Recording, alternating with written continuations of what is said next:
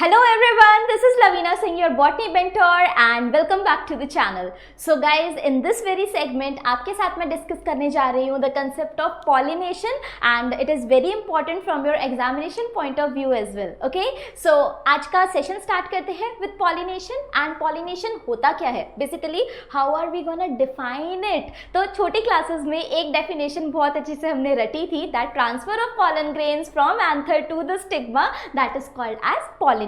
Right, so basically जो हमारे पास pollination के लिए जो पॉलन ग्रेन्स प्रोड्यूस होते हैं एंथर के अंदर, जब वो मैच्योर हो जाते हैं सो एंथर बर्स्ट हो जाता है एंड उसके अंदर से पॉलन ग्रेन्स बाहर डिस्पर्स हो जाते हैं. अब वो डिस्पर्स होकर उनका काम क्या है? The dispersion then it will lead to the particular pollen to meet the stigma. Okay, stigma के ऊपर जाके वो फॉल करेंगे, है ना, एंड स्टिग्मा के ऊपर जाके जैसे ही स्टिग्मा उसको एक्सेप्ट कर लेगा कि बिल्कुल सही पॉलन मेरे ऊपर फॉल किया है, then the pollination, the germination of pollen grain, germination of the pollen tube will take place and rest of the things, right? जो हमने आगे particular topics में understand करना है, already one shot में मैं उसको आपको समझा चुकी हूँ. So let us begin with it. So we have the particular definition given over here. Now pollination की जब बात होती है बेटा, तो दो टाइप की पॉलिनेशन होती है, that is the self pollination and cross pollination. Right, self pollination का क्या मतलब होता है बच्चे? सेल्फ पॉलिनेशन यानी कि एक बायसेक्सुअल फ्लावर है. What do you understand by a bisexual flower? हाँ, बायसेक्सुअल फ्लावर का मतलब क्या है हमारे पास कि एक फ्लावर जिसके पास मेल और फीमेल दोनों रिप्रोडक्टिव ऑर्गन्स प्रेजेंट है. Okay, so this is the anther present over here. मान लो इसके पास 2-3 एंथर्स हैं, राइट, तो ये हमारे पास स्टेमन वाला पोर्शन हो गया जिसे हम एंड्रोशियम बोलते हैं, और इसके पास एक पर्टिकुलर गायनोशियम भी प्रेजेंट है. सो दिस इज द गायनोशियम, ये रहा इसके पास स्टिग्मा. ओके, सो अब इसको हम क्या बोलेंगे? It is having the male reproductive part as well as female reproductive part, यानी कि both the sexes are present in the flower, that is why it is the bisexual flower. Bisexual flower के case में क्या होगा बेटा? Pollen grains, right, the pollen grains what they will be doing, ये disperse हो जाएंगे और इसके स्टिग्मा के ऊपर फॉल हो जाएंगे. सो this is the self pollination. ये जो फ्लावर है ये सेल्फ सफिशिएंट है, अपने ही ऊपर पॉलन ग्रेन्स को फॉल करवाएगा, स्टिग्मा उसको एक्सेप्ट कर लेगा एंड पॉलिनेशन हो जाएगी. So this is called as self pollination. Along with that we have cross pollination, जिसके हमारे पास दो टाइप होते हैं, that is जिटोनोगेमी and xenogamy.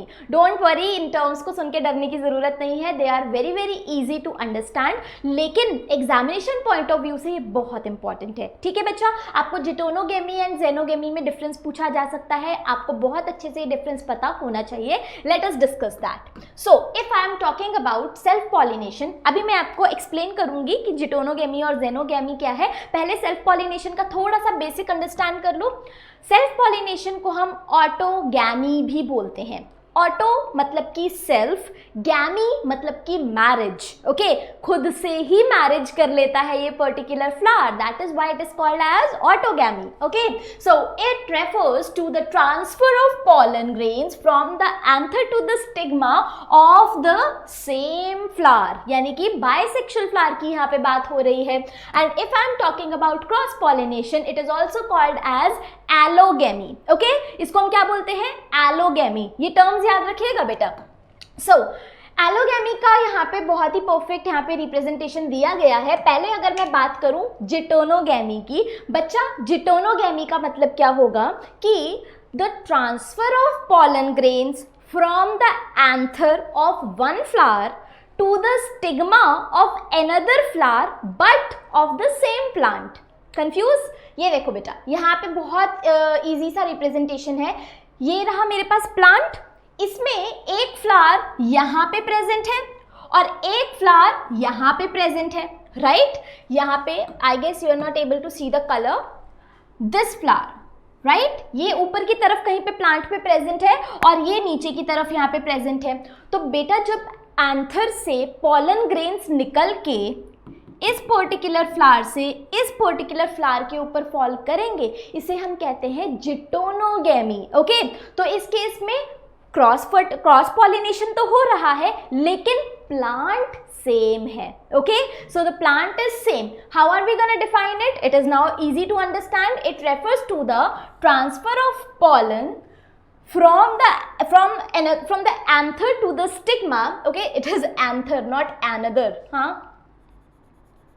From anther to the stigma of another particular flower of the same plant. यहाँ पे बात क्या focus करनी है, सेम प्लांट की बात हो रही है. फ्लावर्स अलग है, प्लांट सेम है, वो होती है जिटोनोगेमी. और जेनोगेमी के केस में क्या होगा, बहुत सिंपल, प्लांट भी अलग होगा, फ्लावर तो ऑब्वियसली अलग होंगे. सो that is the pure cross pollination. Okay बेटा, वन मोर इंपॉर्टेंट थिंग जो आप याद रखोगे कि जिटोनोगेमी को जेनेटिकली अगर मैं कंसिडर करूं, राइट, अगर हम जेनेटिकली देखें तो इसे हम सेल्फ पॉलिनेशन ही कंसिडर करते हैं, क्योंकि प्लांट तो सेम है, जीन्स तो सेम रहेंगे ना. So genetically it is self pollination only.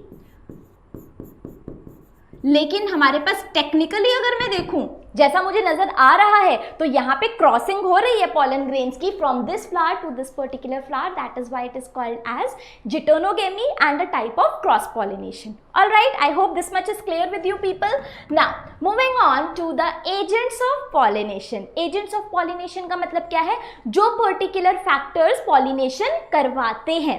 Okay, so agents of pollination बेटा दो टाइप के हो सकते हैं हमारे पास. It can be the biotic or the abiotic agents, right? Abiotic मतलब कि non-living. For example, wind, water, right, इनकी वजह से पॉलिनेशन होती है. जब हवा का झोंका चलेगा सो पॉलन ग्रेन्स उड़ के किसी और स्टिग्मा के ऊपर फॉल करेंगे. तो ये उड़ना किसकी वजह से पॉसिबल हुआ, विंड करंट्स की वजह से. So wind is one of the most common agents of pollination. दूसरा, अगर मैं एक हाइड्रोफिलस फ्लावर की बात कर रही हूँ, ऐसा फ्लावर वेलिसिनेरिया का एग्जाम्पल ले लो. सो ये जो हमारे पास फ्लावर है, इनका जो बॉडी है वो वाटर के अंदर होता है, राइट. तो वहाँ पे जो वाटर करंट्स होते हैं, जब पानी की लहरें बहती हैं, उनके साथ पॉलन ग्रेन्स फ्लोट करते हैं और फीमेल फ्लावर के स्टिग्मा के ऊपर जाके बैठ जाते हैं. So that is the water acting as the agent of pollination, और that both of them are abiotic agents. Biotic agents में तो हमारे पास बहुत सारे एग्जाम्पल्स हैं, है ना. We know butterfly is there, honey bee is there. हमारे पास जो बर्ड्स होते हैं वो भी पॉलिनेशन कराते हैं, एनिमल्स जो होते हैं वो भी पॉलिनेशन करवाते हैं. So basically that is the biotic factors, और we can say biotic agents of pollination. Okay, we will begin with the wind as the agent of pollination. जब भी विंड से पॉलिनेशन होगी उसे हम टर्म देते हैं बेटा anemophily. Okay, so anemophily refers to the wind as the agent of pollination, और you can say wind pollination. So तो बेटा जो पर्टिकुलर फ्लावर्स ना विंड के ऊपर डिपेंड करते हैं पॉलिनेशन के लिए, उनके कैरेक्टरिस्टिक्स कैसे होते हैं उनके बारे में देखते हैं. Okay, so wind, the pollination, the particular flowers that undergo pollination by wind, है ना. सो उस केस में undergo pollination by wind, they are called as anemophilous flower. जैसा उसका नाम है वैसे ही हमने यहाँ पे रिप्रेजेंटेशन दे दिया है, एनीमोफिलस फ्लावर. फॉर एग्जाम्पल याद होनी जरूरी है बेटा, maize, sugar cane, coconut, cannabis, bamboo, papaya, है ना. अब हमें ये देखना है कि इन पर्टिकुलर फ्लावर्स के क्या कैरेक्टरिस्टिक फीचर हैं कि ये विंड के थ्रू पॉलिनेशन के लिए बैठे हैं, है ना. तो यहाँ पे हमारे पास कैरेक्टरिस्टिक फीचर्स में सबसे पहला फीचर आ जाएगा, बहुत ही कॉमन सेंस की बात है बेटा, कि ये ना ही तो फ्लावर्स अट्रैक्टिव होंगे और ना ही ये फ्रैग्रेंट होंगे. ओके, सो ये फ्लावर्स ना ही अट्रैक्टिव होते हैं ना ही फ्रैग्रेंट होते हैं. क्यों? एक फ्लावर अट्रैक्टिव और फ्रैग्रेंट क्यों होता है? तुम्हारी गर्लफ्रेंड को जब आप बुके दोगे तो उसमें लगने के लिए नहीं ना, ऑब्वियसली नॉट.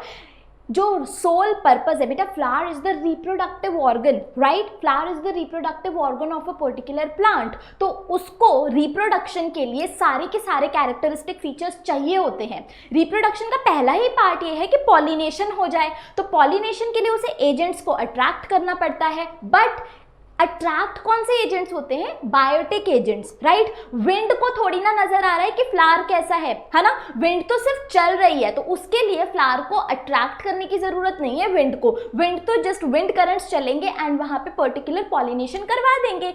इसलिए ये जो फ्लावर्स होते हैं इन्होंने अपनी एनर्जी वेस्ट नहीं करी ब्यूटीफुल बनने में. ना ही ये पर्टिकुलर फ्लावर्स के पास नेक्टर होता है, क्योंकि नेक्टर तो एक तरीके से अट्रैक्टिंग एजेंट होता है ना, कि हनी बीज आएंगी, नेक्टर, बटरफ्लाई आएगी, नेक्टर कलेक्ट करेगी, राइट. सो बायोटिक एजेंट्स की तो अपन को ज़रूरत ही नहीं है यहाँ पे। सो इसलिए ये ना ही अट्रैक्टिव होते हैं, ना ही फ्रेग्रेंट होते हैं, और they do not have the nectar glands, they lack the nectar glands. Pollen grains are small. अब इसके पॉलन ग्रेन्स का क्या कैरेक्टरिस्टिक फीचर होगा, ये क्वेश्चन पूछा जाता है, ठीक है बेटा। विंड पॉलिनेशन करने वाले फ्लावर्स का जो पॉलन ग्रेन होते हैं वो स्मॉल होते हैं, लाइट वेट होते हैं ताकि इजीली हवा में उड़ सके, ड्राई होते हैं ऑब्वियसली, एंड नॉन स्टिकी होते हैं, ठीक है। ऐसा ना हो कि हवा से उड़ रहे हैं, कहीं पे भी फॉल करे वहीं पे चिपक गए, okay. So they are non sticky, ताकि अगर फॉल करें तो स्टिग्मा के ऊपर करें। और स्टिग्मा का जो कैरेक्टरिस्टिक फीचर होगा, पहले इसका लास्ट फीचर और देख लो, दे आर वेल एक्सपोज्ड। बेटा अगर एंथर यहाँ पे वेल एक्सपोज्ड नहीं हुआ तो क्या होगा, वेल एक्सपोज, वो फ्लावर के अगर अंदर होगा, हवा बाहर से निकल के चली जाएगी, वो पॉलन ग्रेन्स अंदर के अंदर रह जाएंगे। लेकिन अगर प्रॉपरली एक्सपोज्ड होंगे एंथर्स, तो जब विंड करंट्स फ्लो करेंगे तो उसके साथ पॉलन ग्रेन्स भी इजीली डिस्पर्स हो पाएंगे, right. On the other hand जो इनका स्टिग्मा होता है बेटा, इट इज ऑफन लार्ज, ताकि प्रोबेबिलिटी इंक्रीज हो सके इनके ऊपर पॉलन ग्रेन आके फॉल करे। They are feathery and they are mucilaginous. Mucilaginous का मतलब क्या है बच्चे, म्यूसिलेजिनस का मतलब है दे आर स्टिकी, ताकि इसके ऊपर अगर पॉलन ग्रेन आके फॉल करे तो ये उसको फटाफट से कैप्चर करके रख ले, उसको अपने ऊपर चिपका के रख ले। अगर ये भी नॉन स्टिकी होगा तो पॉलन ग्रेन आएगा, फॉल करेगा, साथ में उड़ जाएगा विंड करंट के साथ, right. So these are the characteristic feature of the anemophilous flowers, okay. Moving on to our next, okay, these are the representations of the same. यहाँ पे हमारे पास ये सारे के सारे अनीमोफिलस फ्लावर्स आप देख सकते हो। ये देखो शुगर केन के फ्लावर हैं, this is the coconut, this is particular case of Pinus. यहाँ पे आप पपाया का फ्लावर देख रहे हो। All are colourless, they are not at all attractive, they do not have nectar glands, okay. So basically this is the example of the wind pollination and the anemophilous flowers, and also ये particular हमारे पास जो example दिया गया है यहाँ पे आप देख रहे हो, इसको हम सल्फर शार बोलते हैं, ओके। ये जो आपको दिख रहा है ना हवा में, बिल्कुल ये जो सल्फर शार के केस में क्या होता है, इस पर्टिकुलर प्लांट में जब फ्लावरिंग सीजन होता है, राइट, उस केस पे जब पॉलिनेशन होता है ना बेटा, तो ये पर्टिकुलर प्लांट में इतना ज़्यादा विंड करंट्स की वजह से पॉलन ग्रेन्स उड़ते हैं दैट पूरा का पूरा एरिया ना येलो कलर का नजर आने लगता है। और that yellow colour is just like sulphur वाला येलो। एक्चुअल में इसमें सल्फर प्रेजेंट नहीं होता, दैट इज सल्फर वाला येलो, तो दैट इज वाई इसको हम सल्फर शार नाम देते हैं, ओके बच्चे। So these are the examples of the anemophilous flowers. Moving on to the okay, so hydrophilous flowers. Hydrophilous flowers जो होते हैं बच्चा, दे आर बेसिकली जो पानी के अंदर होते हैं, वाटर बॉडी के अंदर। लोटस एग्जाम्पल नहीं है इसका, लोटस की बॉडी, जो लोटस का फ्लावर है वो पानी के ऊपर होता है। वी आर टॉकिंग अबाउट जो पानी के अंदर होते हैं, ठीक है। सो यहाँ पे हमारे पास कॉमन फीचर्स क्या होंगे, कॉमन फीचर्स आ जाएंगे हमारे पास कि इनके जो पर्टिकुलर जो पॉलन ग्रेन्स हैं, पॉलन ग्रेन्स लॉन्ग होते हैं, दे आर रिबन लाइक, ताकि पानी में फ्लोट कर सकें, and they are covered by the mucilaginous sheath, right, mucilaginous sheath, ताकि वो वाटर प्रूफ रहे, है ना। उसको पहुंचना है स्टिग्मा तक, बेचारा खुद ही अगर वाटर के साथ डेसिकेट हो जाएगा, सॉरी नॉट डेसिकेट, अगर वो डिस्ट्रॉय हो जाएगा वाटर की वजह से, सो व्हाट विल हैपन, वो कभी भी पॉलिनेशन करवा ही नहीं पाएगा, तो उसको वाटरप्रूफ कोटिंग की जरूरत होती है। स्टिग्मा कैसे होंगे इसके, अगेन लार्ज और फेदरी होंगे, ठीक है बच्चा। यहाँ पे हमारे पास एक इंपॉर्टेंट बात जो आप याद रखोगे, ये जो रिप्रेजेंटेशन है ना बच्चे, दिस इज ऑफ वेलिसिनेरिया। ये आपकी बुक में भी दिया गया है, एनसीईआरटी की बुक में वेलिसिनेरिया का एग्जाम्पल दिया गया है। जो मेल फ्लावर्स होते हैं ना बेटा, यूजुअली वो मैच्योर होने के बाद अपने प्लांट से डिटैच हो जाते हैं। यहाँ पे देखिए, मैं आपको दिखाती हूँ इस पर्टिकुलर रिप्रेजेंटेशन में, ये जो फ्लावर आप देख रहे हो बच्चा, this is the male flower, right. जब ये मैच्योर हो जाएगा, ये अपने प्लांट की बॉडी से डिटैच हो जाएगा, और जब ये डिटैच होगा तो ये ऊपर की तरफ पहुंच के पानी के सरफेस पे फ्लोट करना शुरू करेगा। और जो फीमेल फ्लावर्स होते हैं, दे आर एक्चुअली, देखो कितने लॉन्ग स्टॉक के साथ ऊपर तक पहुंचे हुए हैं, ये ऑलरेडी वाटर के सरफेस पे ही प्रेजेंट होते हैं, मतलब कि just below the surface, right. So basically यहाँ पे जो फ्लावर्स है ये ऊपर पहुंचे, मेल फ्लावर्स, इसमें से जो पॉलन ग्रेन्स है वो वाटर करंट की हेल्प से इस स्टिग्मा के ऊपर पहुंचेगा एंड पॉलिनेशन करवाएगा। सो this is the basic representation of the same. Again ये जो वाटर है, वाटर को थोड़ी ना दिख रहा है कि फ्लावर कैसा है, क्या उसके पास नेक्टर है या नहीं, उसका सुंदर कलर है या नहीं, basically water is abiotic factor. तो अगेन हमारे पास ये जो पर्टिकुलर फ्लावर्स होते हैं, they are neither attractive nor fragrant and they also lack the nectar glands. Examples हैं आपके पास ज़ोस्टेरा यानी कि sea grass, Vallisneria as well as hydrilla। Okay बेटा, so these are the examples, इनको एग्जाम्पल्स को जरूर याद रख लीजिएगा, ठीक है। Now moving on to the next, that is जूओफिली। जूओफिली मतलब कि पॉलिनेशन बाय एनिमल्स, और एनिमल्स का मतलब यहाँ पे पूरे एनिमल किंगडम की बात हो रही है, चाहे वो बर्ड्स हैं, चाहे वो इंसेक्ट्स हैं, चाहे वो ह्यूमन बींग्स हैं। Basically we are talking about all the kind of animals over here, उसे हम क्या बोलते हैं, zoophily. Zoo is for animal only, right, so zoophily. So pollination by insects हो सकती है, पॉलिनेशन बाय बर्ड्स हो सकती है, it can be by bats, by snails. बहुत सारे ऑर्गेनिजम्स हैं बच्चा जो कि पॉलिनेशन करवाते हैं, और ऑर्गेनिज्म के नाम के बेसिस पे हम डिसाइड करते हैं कि इस पॉलिनेशन का नाम क्या होगा, ठीक है। So if I am talking about pollination by insects, तो इसे हम क्या बोलते हैं बच्चे, it is called as entomophily. Alright, so pollination by insects is called as entomophily. If I am talking about pollination by birds, so pollination by birds is called as ornithophily. Okay, it is called as ornithophily.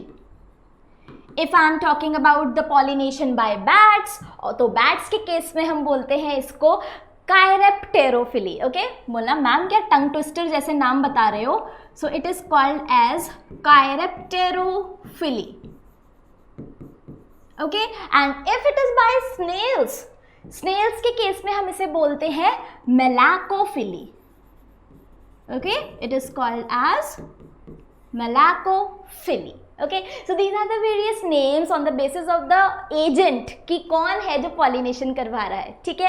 अगर humans करवाते हैं उसे हम बोलते हैं anthrophily. Okay बेटा, now moving on to the majority of the flowers are pollinated by animals. Majority of the flowers जो होते हैं बेटा वो जूओफिलस ही होते हैं, ठीक है। विंड पॉलिनेशन और वाटर पॉलिनेशन तो बहुत कम फ्लावर्स में होती है, मेजॉरिटी में क्या होती है बेटा, इट इज द जूओफिली ओनली, ठीक है। नाउ एनिमल्स में भी अगर मैं कंसिडर करूं, सो among animals insects, particularly the bees, we are talking about the honey bees over here, they are the dominant biotic pollinators। ये सबसे ज़्यादा dominant biotic pollinators हैं जिनकी वजह से maximum pollination होता है, ठीक है बच्चे।